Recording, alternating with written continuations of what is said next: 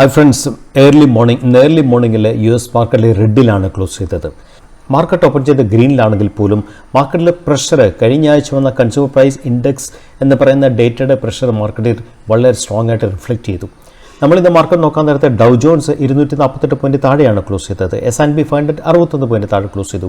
Nasdaq 290 point താഴെയാണ് close ചെയ്തത്. ഇത് ക്ലോസ് ചെയ്യാൻ ഒരു കാരണം കൊണ്ടുണ്ട്. നെഗറ്റീവ് ആൻ കാര്യം stronger than expected retail sales ഡേറ്റയാണ് US ഡിക്ലെയർ ചെയ്തത്. റീറ്റെയിൽ സെയിൽസ് ഡേറ്റ സ്ട്രോങ് ആയിട്ട് വരുമ്പോൾ കസ്റ്റമർ എന്ന് വെച്ചാൽ കൺസ്യൂമർ സെന്റിമെന്റ് സ്ട്രോങ് ആണെന്ന് കാണിക്കുന്നത്. ഇതും US ഇൻട്രസ്റ്റ് റേറ്റ് കുറയാതിരിക്കാനുള്ള ഒരു കാരണമായിട്ട് മാർക്കറ്റ് എടുക്കാനുള്ള സാധ്യതകളുണ്ട്. വന്ന കൺസ്യൂമർ പ്രൈസ് ഇൻഡെക്സ് വീക്കായിരുന്നു. അതും ഇൻഫ്ലേഷനെ കാണിച്ചിരുന്നു.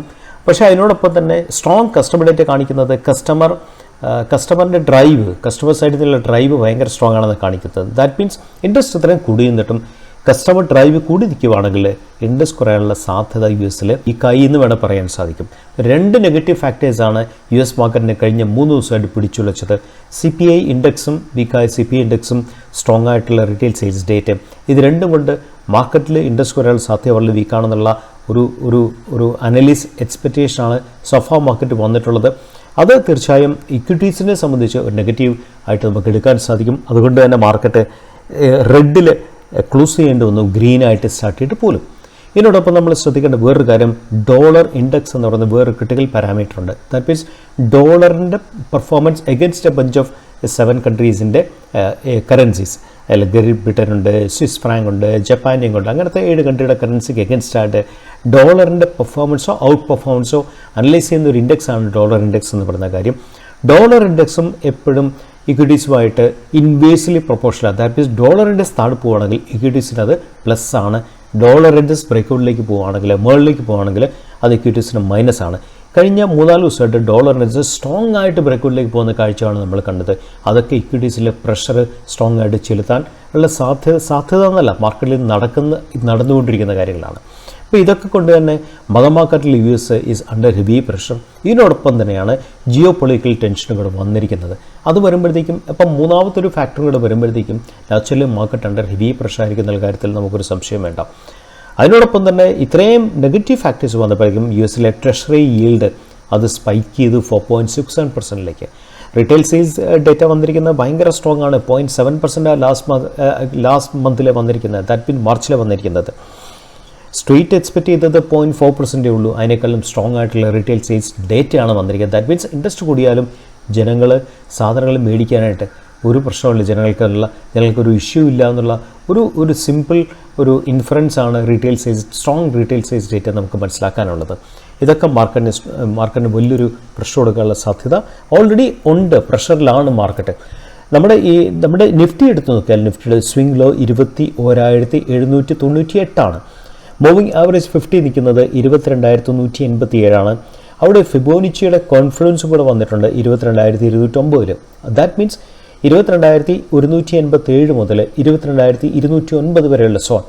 സോ അതൊരു വളരെ സ്ട്രോങ് ആയിട്ടുള്ള ഒരു 22 പോയിൻറ്റ്സിൻ്റെ സോണാണ്. അത് ഭയങ്കര സ്ട്രോങ് ആയിട്ട് സപ്പോർട്ട് കൊടുക്കാനുള്ള സാധ്യതകൾ നിഫ്റ്റിക്ക് എപ്പോഴും ഉണ്ട്. നിഫ്റ്റി താഴെ വീഴുവാണെങ്കിൽ നിഫ്റ്റി നിഫ്റ്റിയുടെ സ്വിംഗ് ലോ 21,798 ആണ്. ശ്രദ്ധിക്കണം, ഒരു പക്ഷേ ഡേ ടൈമിൽ താഴെ വീണിട്ട് 21,798 താഴെ പോയതിന് ശേഷം തിരിച്ചു വീഴുമെന്ന് ക്ലോസ് ചെയ്താലും മതി. ആ സ്വിംഗ് ലോ പ്രൊട്ടക്റ്റഡായിട്ട് നിഫ്റ്റി നിൽക്കുകയാണെങ്കിൽ നിഫ്റ്റി എന്താ പറയണ്ടേ, ഷോർട്ട് ടൈം സ്ട്രക്ചർ സ്ട്രോങ് ആയിട്ടാണ് വർക്ക് ചെയ്യുന്നത് നമുക്ക് പറയാൻ സാധിക്കും. ഹയർ ലോ സ്ട്രക്ചറിലാണ് നിഫ്റ്റി സോഫാർ സ്ട്രോങ് ആയിട്ട് വർക്ക് ചെയ്യുന്നത്. ഹയർ ലോ സ്ട്രക്ചർ നിലനിർത്തണമെങ്കിൽ റിട്ടൈൻ ചെയ്യണമെങ്കിൽ 21,798 ഓൺ ഡേ ക്ലോസസിൽ നിഫ്റ്റി മെയിൻറ്റെയിൻ ചെയ്യേണ്ടിയിരിക്കുന്നു. തീർച്ചയായും നമുക്ക് അത് മെയിൻറ്റെയിൻ ചെയ്യാം എന്നുള്ള പ്രതീക്ഷയിലാണ് നമ്മളുള്ളത്. കാര്യം ഇതിനോടൊപ്പം തന്നെ ഇന്ത്യൻ മാർക്കറ്റ്സിൽ നമ്മൾ Q4 റിസൾട്ട്സിലേക്ക് നമ്മൾ കിടക്കുകയാണ്. പക്ഷേ റിസൾട്ട് കിടക്കാൻ നേരത്തെ റിസൾട്ട് എത്തുന്ന കുറച്ച് സ്ട്രെച്ചഡാണ്, ഡിലേ ആയി തുടങ്ങി പല കമ്പനിയുടെയും റിസൾട്ട് വരാനായിട്ട്. ഇതിനോടൊപ്പം തന്നെ ഒരു വലിയൊരു നെഗറ്റീവ് ഡേറ്റ ഓൾറെഡി മാർക്കറ്റിൽ വന്നിട്ടുണ്ട്. കാര്യം നമ്മുടെ ഫോറിൻ ട്രേഡ് വിത്ത് ഗുഡ് എക്സ്പോർട്സിൽ 3.11% വീക്ക്നെസ് ആയി എന്നുള്ളതാണ് ഏറ്റവും ലേറ്റസ്റ്റ് ഡേറ്റ കാണിക്കുന്നത്. നമുക്കറിയാം ചെങ്കടൽ ഇഷ്യൂ, റെഡ് സീയിലെ കോൺഫ്ലിക്റ്റും അതിനോടൊപ്പം തന്നെ ഗ്ലോബൽ ഡിമാൻഡിലെ സ്ലോ ഡൗണും fall in commodity പ്രൈസസുമാണ് ഇതിൻ്റെ ഏറ്റവും വലിയ കാര്യങ്ങൾ. പക്ഷേ റെഡ് സീ ഇഷ്യൂ എന്തുമാത്രം ഏതെല്ലാം കമ്പനിയെ ബാധിച്ചിട്ടുണ്ടെന്ന് ചോദിച്ചാൽ ആർക്കും ഒരു ക്ലാരിറ്റി ഇതുവരെയില്ല. ഒരുമാതിരി എല്ലാ കമ്പനികളും ബാധിച്ചിരിക്കാനാണ് സാധ്യത.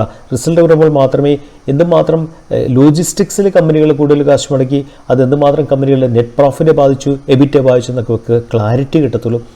എനിവേ എക്സ്പോർട്ട് കമ്പനീസൊക്കെ അണ്ടർ പ്രഷറിലാണ്. റെഡ് സീ ഇഷ്യൂവിൻ്റെ പുറത്തെ 30-40% ആണ് ലോജിസ്റ്റിക്സിൽ വന്നിരിക്കുന്ന കൂടുതൽ കൊടുക്കേണ്ടി വന്നിരിക്കുന്ന അഡീഷണൽ എക്സ്പെൻസസ്. പല കമ്പനികളും ഇമ്മീഡിയറ്റ് ആയിട്ട് എക്സ്പെൻസ് മാത്രമല്ല, എക്സ്പെൻസിനോടൊപ്പം തന്നെ ഡിലേ ഇൻ ട്രാൻസ്പോർട്ടേഷനും വന്നിട്ടുണ്ട്. അത് പല കമ്പനികൾക്കും ഓർഡർ വേറൊരു കൺട്രീസിലെ കമ്പനികളായിട്ട് അത് കോമ്പീറ്റ് ചെയ്യാൻ പറ്റാത്തൊരവസ്ഥയിലേക്ക് പല കമ്പനികളും വന്നിട്ടുണ്ടെന്നുള്ള കാര്യം മാർക്കറ്റിൽ വളരെ ക്ലിയർ ആയിട്ടൊരു കാര്യമാണ്. റിസൾട്ട് വരുമ്പോൾ മാത്രമേ ഏതെല്ലാം കമ്പനി ഈ ഒരു ഇഷ്യൂസിനെ കോമ്പീറ്റ് ചെയ്തുകൊണ്ട് ഏതെല്ലാം കമ്പനി ഔട്ട് പെർഫോം ചെയ്തു എന്നുള്ള കാര്യം നമുക്ക് ക്ലാരിറ്റി കിട്ടത്തുള്ളൂ. So we should be very careful. ഇത്തവണ റിസൾട്ട് സീസൺ ഈ ആഴ്ചയോടുകൂടി കുറച്ചുകൂടെ ക്ലാരിറ്റി കിട്ടുമെന്ന് നമ്മൾ വിശ്വസിക്കാം. സോ അടുത്ത പോയിന്റ് എന്താണെന്ന് വെച്ചാൽ അസറ്റ് മാനേജ്മെൻറ്റ് കമ്പനീസാണ് കഴിഞ്ഞ ഒരു കൊല്ലം ഏറ്റവും കൂടുതൽ റാലി ചെയ്ത ഒരു സെക്ടറിൽ ഒരു സെക്ടർ ശരിക്കും. അതിന് നിപ്പൺ ലൈഫ് ഇന്ത്യ, അതുപോലെ തന്നെ നിപ്പൺ ലൈഫ് ഇന്ത്യയാണ് ബെസ്റ്റ് പെർഫോമൻസ് കാഴ്ചവെച്ചത്. 124% റിട്ടേൺ കൊടുത്തത്. അത് കഴിഞ്ഞിട്ട് HDFC അസറ്റ് മാനേജ്മെൻറ്റ് കമ്പനിയാണ് 120%, ശ്രീറാം അസറ്റ് മാനേജ്മെൻറ്റ് കമ്പനിയാണ് 66%, ആദിത്യ ബിർള സൺ ലൈഫാണ് 45%, UT അസറ്റ് മാനേജ്മെൻറ്റ് കമ്പനിയാണ് 27% റിട്ടേൺ കൊടുത്തത്. സോ ഈ കമ്പനികളൊക്കെ തന്നെ ശരിക്കും പറഞ്ഞാൽ ഇക്കൊല്ലം സെയിം പെർഫോമൻസ് അല്ലെങ്കിൽ ഇതിനോട് ചേർന്ന് നിൽക്കുന്ന പെർഫോമൻസ് ഒരുപക്ഷെ ആവർത്തിക്കാൻ സാധ്യത ഉണ്ടെന്നുള്ളതാണ്. സോ അനലിസ്റ്റുകൾ എക്സ്പെക്റ്റ് ചെയ്യുന്നത് അസറ്റ് ഗ്രോത്തും പ്രോഫിറ്റബിലിറ്റിയും സ്ട്രോങ് ആയിട്ട് ഇക്കൊല്ലം അത് ഡ്രൈവ് ചെയ്യുമെന്നുള്ളൊരു എക്സ്പെക്റ്റേഷനാണ് മാർക്കറ്റിൽ നിന്ന്, സ്ട്രീറ്റിൽ നിന്നുള്ള നമുക്ക് കിട്ടുന്ന വിവരം. ശരിക്കും അത് അസറ്റ് ഗ്രോത്തും പ്രോഫിറ്റബിലിറ്റിയും ഇതേപോലെ കമ്പനികൾക്ക് ആവർത്തിക്കാൻ സാധിച്ചാൽ കമ്പനിക്ക് ഇതിനടുത്തുള്ള രീതിയിലുള്ള പെർഫോമൻസ് എങ്കിലും കാഴ്ചവെക്കാൻ ഒരുപക്ഷെ സാധിച്ചേക്കാം. അതുകൊണ്ട് തന്നെ ഈ ഒരു സെക്ടർ, അസറ്റ് മാനേജ്മെൻറ്റ് സെക്ടർ, തീർച്ചയായും നിങ്ങളുടെ നിങ്ങളുടെ അനാലിസിസിൽ എപ്പോഴും നിങ്ങൾ ആഡ് ചെയ്യണം. നിപ്പൺ ലൈഫിൻ്റെ asset management company, HDFC asset management company, Shriram asset management company, Aditya Birla sun life asset management company, 20 asset management കമ്പനീസിൻ്റെ ഇക്വിറ്റി വാല്യൂ ശരിക്കും 52.1% ആണ് ഇയർ ഗ്രോത്ത് വന്നിരിക്കുന്നത്. ദാറ്റ് മീൻ സ്ട്രോങ് ഇൻഫ്യൂഷനാണ് ആൾക്കാരുടെ മാർക്കറ്റിൽ നിന്നും ഈ കമ്പനികൾക്ക് കിട്ടിയിരിക്കുക എന്നുള്ള കാര്യം നമ്മൾ വളരെ ശ്രദ്ധിക്കേണ്ട ഒരു കാര്യമാണ്. അതുപോലെ തന്നെ ഇന്നത്തെ ബസിംഗ് സ്റ്റോക്സ് മാർക്കറ്റ് വീക്കാണെന്നുള്ള കാര്യം ഞാൻ പറഞ്ഞല്ലോ. US മാർക്കറ്റ് വീക്കാണ്. നാച്ചുറലി ഇന്ത്യൻ മാർക്കറ്റിൽ റിഫ്ലക്റ്റ് ചെയ്യാനുള്ള സാധ്യതകൾ എപ്പോഴും ഉണ്ട് ഈ ഒരു മാർക്കറ്റിൽ. നിങ്ങൾ പ്രത്യേകം ശ്രദ്ധിക്കണം, കഴിഞ്ഞ പ്രാവശ്യം റഷ്യ ഉക്രൈൻ വാർ വന്ന സമയത്ത് ആ ദിവസം മാർക്കറ്റ് താഴെ പോയത് 880 പോയിൻ്റാണ്. പക്ഷേ ഇന്നലെ മാർക്കറ്റ് താഴെ പോയത് 245 പോയിൻറ്റേ ഉള്ളൂ. ഈ 245 പോയിൻറ്റ് താഴെ പോയപ്പോൾ അതിൻ്റെ അകത്ത് പകുതി മോർ ദാൻ 150 പോയിൻറ്റ്സ് US ആ ഡേറ്റയുടെ നെഗറ്റീവ്നെസ് കൊണ്ട് ആണ് വേൾഡ് മാർക്കറ്റിനെ ബാധിച്ചിരിക്കുന്നത്. യുദ്ധത്തിൻ്റെ ഒരു ഇമ്പാക്റ്റ് എന്ന് പറയുന്നത് ഒരു സ്കെയിൽ ഓഫ് 100 എടുത്താൽ നമുക്കൊരു 50% ഒക്കെ എടുത്താൽ മതി. ദാറ്റ് മീൻസ് 245 യുദ്ധത്തിൻ്റെ ഇമ്പാക്റ്റ് വന്നിട്ട് 125 ഒക്കെ കണക്കൂട്ട് നമുക്ക് എടുക്കാൻ സാധിക്കത്തുള്ളൂ. ബാക്കിയുള്ള അനദർ 125 വന്നിരിക്കുന്ന US CPI വളരെ വീക്കായി കഴിഞ്ഞയാഴ്ച വന്ന കൺസ്യൂമർ പ്രൈസ് ഇൻഡെക്സിലുള്ള വീക്ക്നെസ്സും അതിനോടൊപ്പം തന്നെ സ്ട്രോങ് റീറ്റെയിൽ ഡേറ്റയും ഇത് രണ്ടും US ഇൻട്രസ്റ്റ് കുറയ്ക്കുന്നുള്ള പ്രതീക്ഷയെ ഒരു പരിധിവരെ തകിടം മറിച്ചു എന്നുള്ള ആ ഒരു ന്യൂസുമാണ് ശരിക്കും മാർക്കറ്റിനെ ഏറ്റവും കൂടുതൽ അഫക്റ്റ് ചെയ്തിരിക്കുന്ന ഒരു നെഗറ്റിവിറ്റി. ഈ നെഗറ്റിവിറ്റി മാറിയാൽ മാത്രമേ മാർക്കറ്റിന് തിരിച്ചു കയറാൻ സാധിക്കത്തുള്ളൂ. സോ ഇന്നത്തെ ബസിംഗ് സ്റ്റോക്സ് റെഡ് ടേപ്പാണ്, ഓയിലാണ്, നാഷണൽ അലുമിനിയമാണ്, JSW എനർജിയാണ്.